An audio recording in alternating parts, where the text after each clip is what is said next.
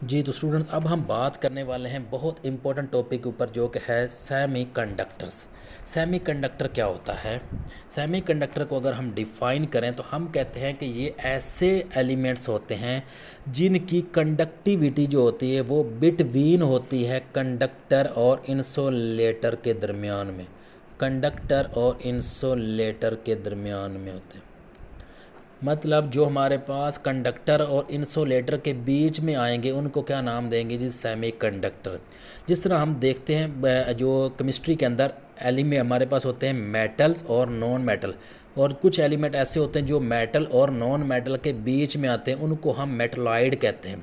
इसी तरह जो हमारे पास कंडक्टर और इंसुलेटर के बीच में आते हैं उनको नाम क्या देते हैं जी? सेमीकंडक्टर। मतलब वो हमारे पास एक्ट कर सकते हैं इंसुलेटर के तौर पर भी और कंडक्टर के तौर पर भी एक्ट कर सकते हैं। मतलब वो ना तो कम्प्लीटली कंडक्टर हो सकते हैं और ना कम्प्लीटली इंसुलेटर हो सकते हैं। असल में वो हमारे पास कंडक्टर के तौर पर भी वर्क कर सकते हैं, इंसुलेटर के तौर पर भी वर्क कर सकते हैं कंडीशन के हिसाब से। और मोस्टली जो सेमी कंडक्टर होते हैं वो 3 कंडक्टर होते हैं, जो मैंने आपको पिछले लेक्चर थर्मिस्टर में बताया था, जिनको मैंने कहा था NTC होते हैं, मतलब नेगेटिव टेम्परेचर कोफिशिएंट होते हैं। जिसमें मैंने कहा था हमारे पास आता है जी सिलिकॉन एक होता है, दूसरा जर्मेनियम है और तीसरा कार्बन है। ये तीनों के तीनों हमारे पास क्या हैं जी? ये हमारे पास होते हैं सेमी कंडक्टर। मतलब क्या हुआ, इनकी जो है रेजिस्टेंस जो है वो टेम्परेचर के इन्वर्स होती है।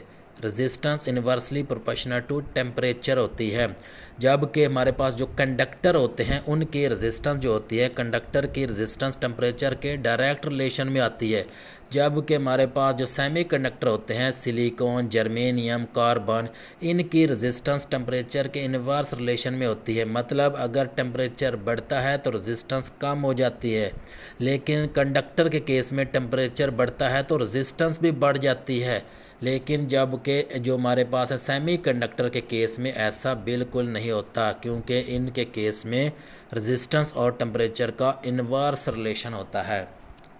तो स्टूडेंट्स, अब हमसे ये पूछा जा सकता है कि जो सेमी कंडक्टर हैं ये कब एक्ट करेंगे एज अ इंसुलेटर और कब एक्ट करेंगे एज अ कंडक्टर।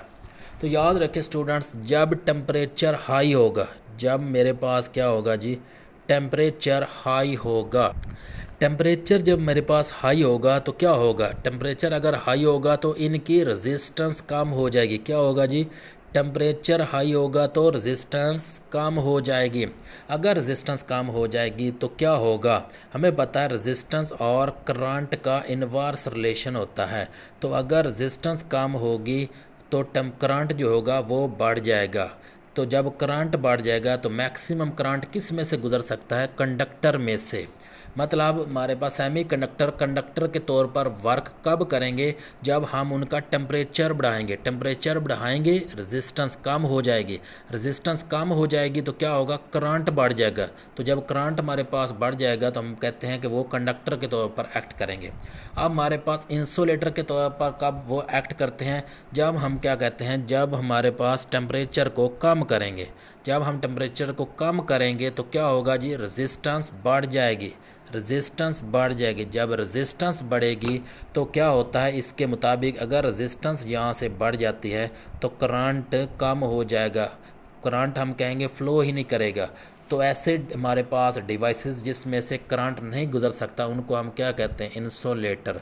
तो ये हमें पता होना ज़रूरी है कि कब वो हमारे पास सेमी कंडक्टर एक्ट करेंगे कंडक्टर के तौर पर और कब वो एक्ट करेंगे एज अ इंसुलेटर के तौर पर।